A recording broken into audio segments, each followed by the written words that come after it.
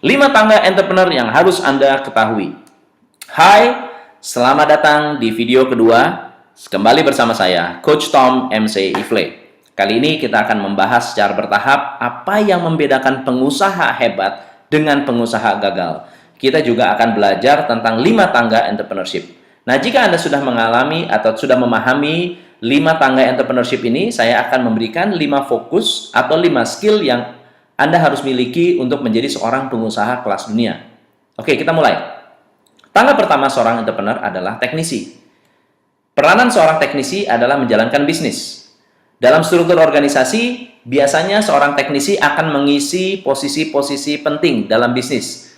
Owner-nya Anda, GM-nya Anda, marketing manajernya Anda, operation manajernya Anda, HRD-nya Anda juga, finance-nya Anda juga. Jadi, teknisi menepati semua posisi, semua pengambilan keputusan ada di tangan Anda. Masalah yang paling nyata jika Anda ada di tangga teknisi adalah penjualannya turun naik. Saat Anda fokus jualan, tidak ada yang mengawasi produksi. Saat Anda fokus di bagian produksi, penjualan Anda menurun. Hidup seperti hamster. Tahu kan? Ini loh, sibuk tapi tidak kemana-mana. Masalah lain dari seorang teknisi adalah tidak ada waktu untuk liburan, kecuali saat lebaran. Kalaupun liburan, pikiran tidak bisa tenang.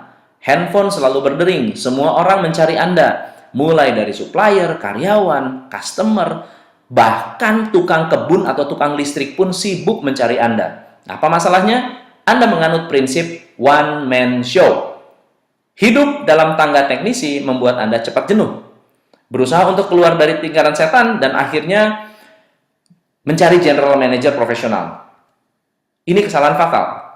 Karena Anda merasa bahwa dengan merekrut seorang GM yang berpengalaman, semua masalah Anda akan selesai. Sayangnya tidak seperti itu, malah menambah masalah. Karena sang GM bukan Anda. Satu-satunya orang hebat di bisnis Anda adalah Anda.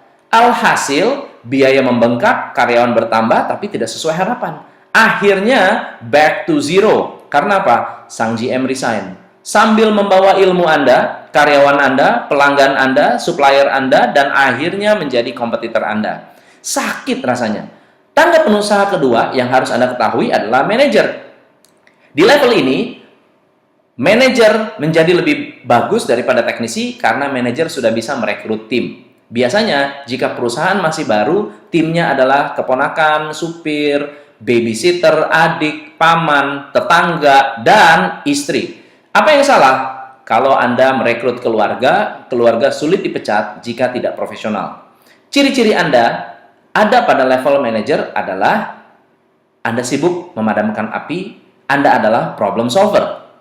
Anda pikir banyak karyawan akan membantu, kenyataannya banyak karyawan malah banyak masalah. Bukan karyawannya yang salah, masalahnya adalah tidak ada sistem yang mengatur kinerja karyawan.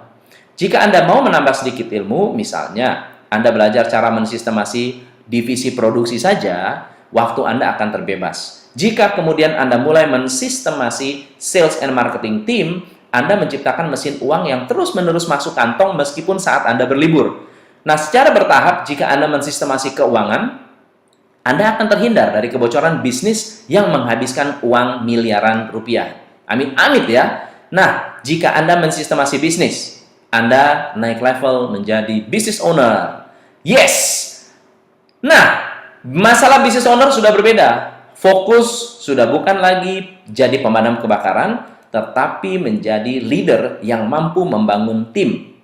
Tantangan business owner adalah bagaimana membuat bisnis berjalan tanpa mereka hadir di dalamnya. Artinya meskipun Anda tidak ada, bisnis tetap berjalan secara baik.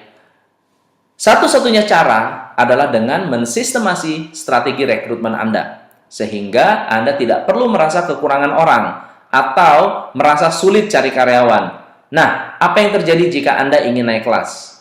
Yaitu level berikutnya adalah level investor. Bayangkan sekarang Anda sudah menjadi teknisi, Anda naik level menjadi manajer, Anda naik level lagi menjadi seorang business owner, Anda mau naik level. Kenapa? Di level business owner, Anda basically sudah punya banyak waktu dan banyak uang. Nah, di level investor, Anda membangun bisnis agar uang Anda bisa beranak pinak. Pakai bahasa patung, Anda berternak uang. Investor akan fokus pada cash flow. Buat apa? Cash flow digunakan untuk mengembangkan bisnis. Cash flow juga digunakan untuk menginvestasikan di properti. Cash flow juga digunakan untuk main saham. Kalau Anda sudah punya properti, Anda punya bisnis, Anda punya saham, Anda punya banyak waktu, uang Anda bekerja untuk Anda. Tugas Anda sekarang adalah menjadi seorang entrepreneur. Entrepreneur adalah orang-orang yang menciptakan peluang, creating from nothing to something. Nah, tugas seorang entrepreneur adalah membangun network, menciptakan kolaborasi dengan entrepreneur lain, menjadi mitra pemerintah dalam membangun perekonomian negara, ekspor produk dalam negeri, membina pengusaha-pengusaha muda, dan seterusnya, dan seterusnya. Nah, di mana level Anda saat ini? Apakah Anda masih teknisi? Anda masih manajer? Anda sudah business owner? Anda sudah menjadi investor? Atau Anda sudah menjadi entrepreneur? Kalau begitu, apa fokus dan skill yang harus Anda miliki agar Anda bisa menjadi entrepreneur yang sukses, yang tangguh? Ini dia. Kalau penasaran, sabar. Tarik nafas dulu. Oke? Nah, ini dia.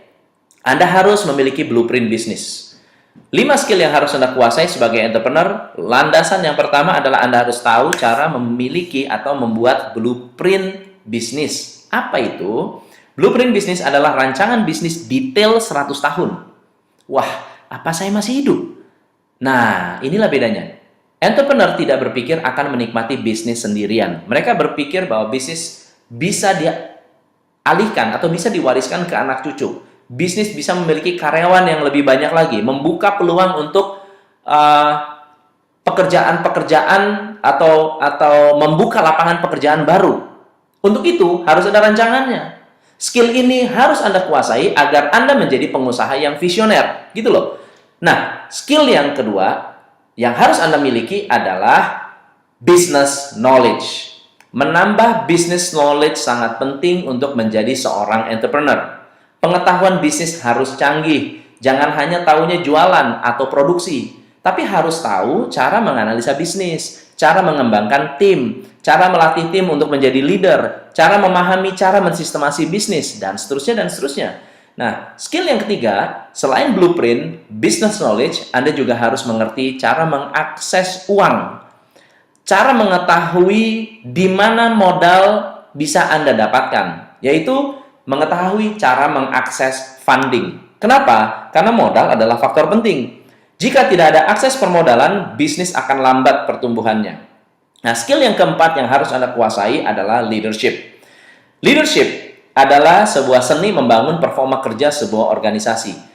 Kalau organisasi gagal, bukan karena bisnisnya, tetapi karena leadernya. Karena tidak ada bisnis yang bermasalah. Yang ada adalah orang yang bermasalah. Tidak ada bisnis yang punya problem. Yang ada orang yang menjalankan bisnis yang punya problem. Nah, skill yang kelima yang harus Anda miliki adalah bagaimana cara membangun tim. Team building artinya apa? Anda harus mengerti bagaimana merekrut, mempertahankan karyawan, membina karyawan untuk mencapai hasil yang terbaik. Oke? Sementara itu dulu. Next video saya akan membahas struktur perusahaan, cara mensistemasi langkah demi langkah, dan membangun bisnis secara lebih terstruktur. Nah, klik link di bawah ini untuk melihat video selanjutnya. Get on board Power Coaching with Tom MC Ifle. Now, take action. Semoga bermanfaat. Sukses untuk Anda. Salam pencerahan.